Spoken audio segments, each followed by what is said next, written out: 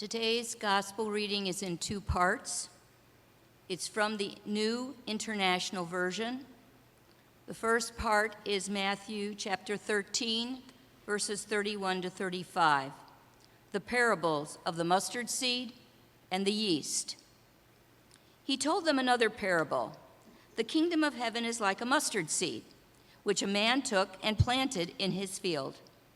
Though it is the smallest of all seeds, yet when it grows, it is the largest of garden plants and becomes a tree, so that the birds come and perch in its branches.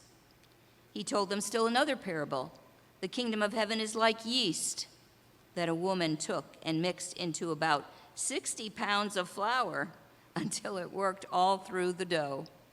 Jesus spoke all these things to the crowd in parables. He did not say anything to them without using a parable. So was fulfilled what was spoken through the prophets. I will open my mouth in parables. I will utter things hidden since the creation of the world. The second part of today's gospel reading is also from Matthew chapter 13, in this case, verses 44 to 46. The parables of the hidden treasure and the pearl. The kingdom of heaven is like treasure hidden in a field.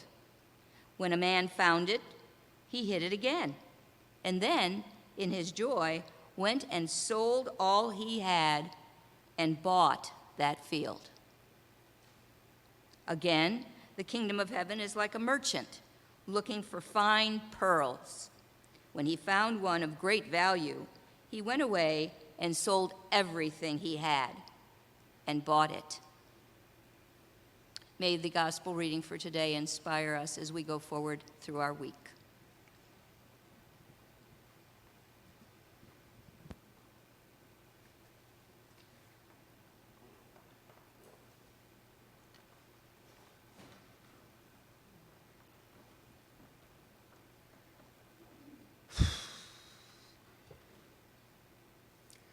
I have a confession.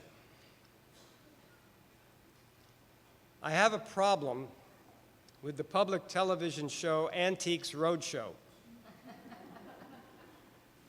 Maybe I should see a therapist.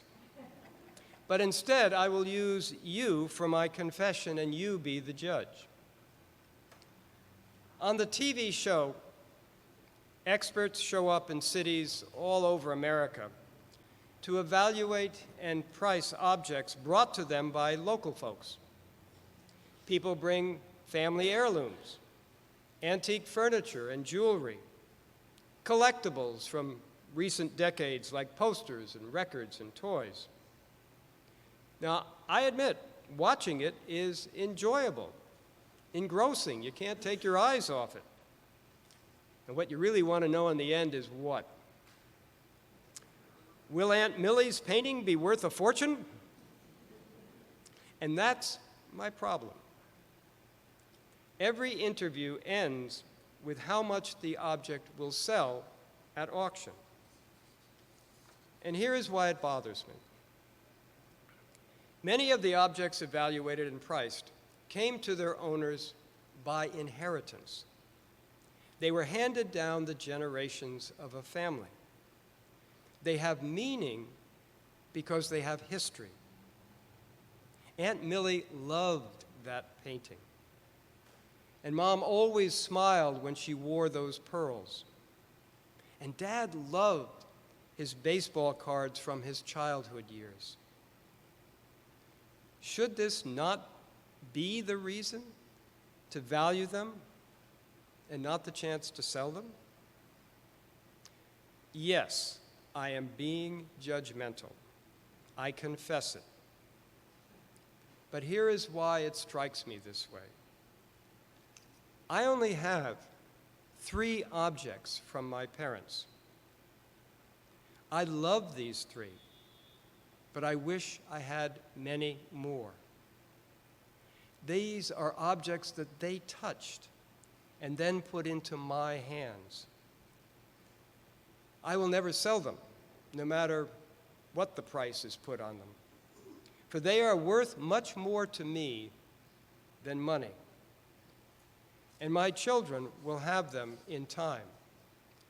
For I am their steward to pass on. Let us be sure we live in a world of money, and today life is expensive. If you do not have money enough of it, your life is very hard. Your bank account, if you have one, is how you measure life and your prospects for tomorrow. Too often, it is also how others measure us and what we are worth.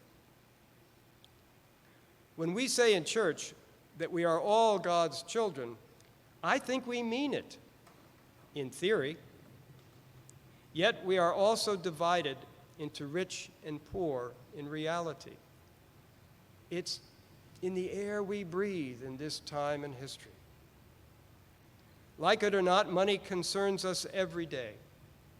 It worries us, it troubles us, it changes our thinking, and it somehow corrupts our judgment about other people. How can Jesus help us?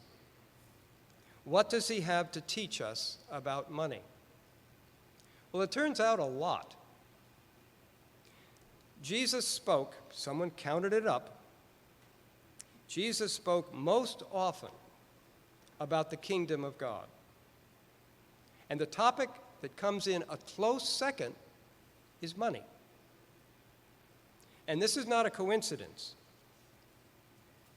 Those people who first heard him long ago had the same worries and questions as we do today.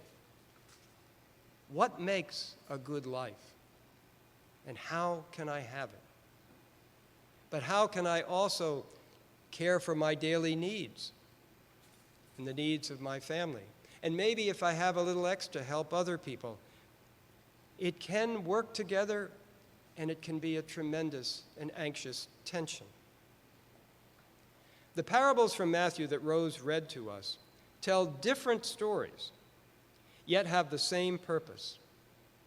How can we find the kingdom of God? For me, they are the guide for a trip to Jesus' world, which really is the happiest place on earth, not Disney's entertainment parks. Here's the first one. A woman adds a measure of yeast to her dough to make it rise and become eventually bread. But did you hear the number? How much dough does she have? 60 pounds. When you make bread, do you use 60 pounds for your daily bread? No. So what is she doing? She's making bread for the whole village. It's crazy, right? A man discovers a treasure in a field. He sells all that he owns in order to buy that field. But what if that treasure is only valuable to him and it doesn't have a monetary amount? It can't really help him financially. What if it just meant something to him? It's crazy, right? Then there is the man, the merchant, in search of fine pearls to buy and sell for a profit. Unexpectedly, he falls in love with one perfect pearl of great value. And impulsively, he sells all he owns and buys it. Essentially, he puts himself out of business because he has to have this one pearl. It's crazy, right? Now, you may think that he was a shrewd merchant selling lesser valued pearls to make a fortune on this pearl of great value when he sells it. But that is not what the story says. It says that he had to have this pearl to keep for himself, because to him it was priceless.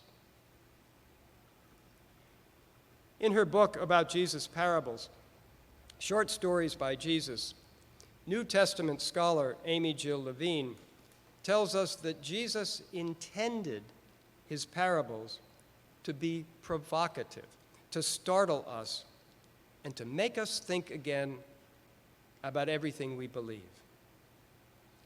in order to hear the parables the way that Jesus intended, let us not rush for simple interpretations that make them sound simple, because they are not.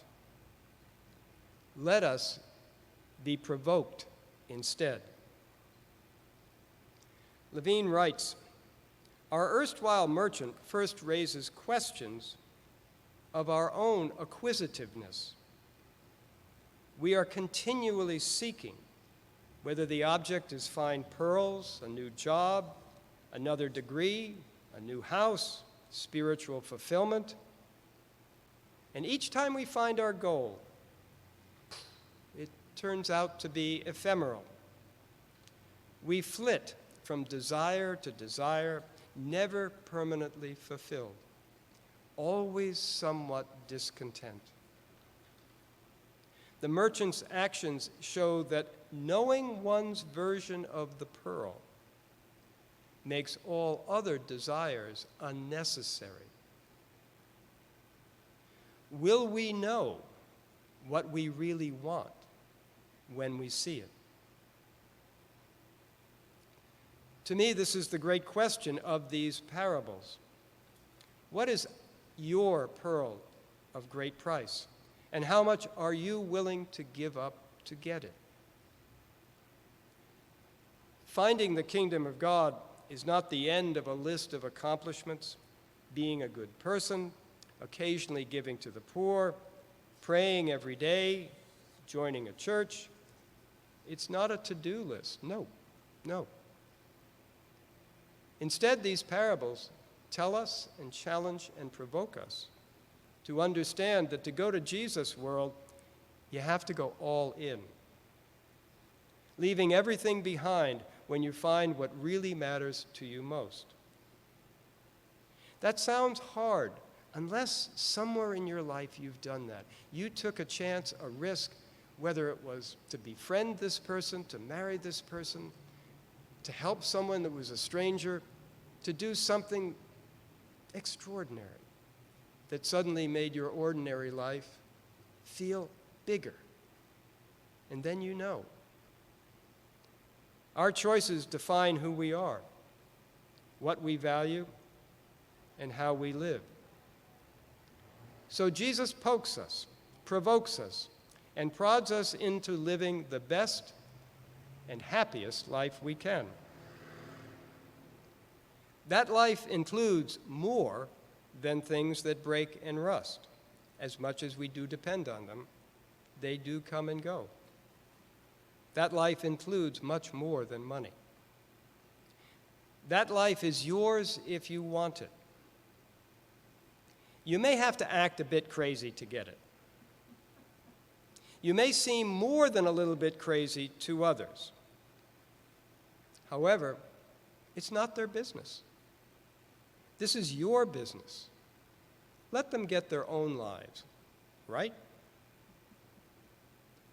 So think about what means most to you, and decide to take a risk and go all in for that. No risk, no reward, right? As Jesus often said over and over again, as the angel said to Mary, who was soon to be pregnant with Jesus, do not be afraid. Do not be afraid.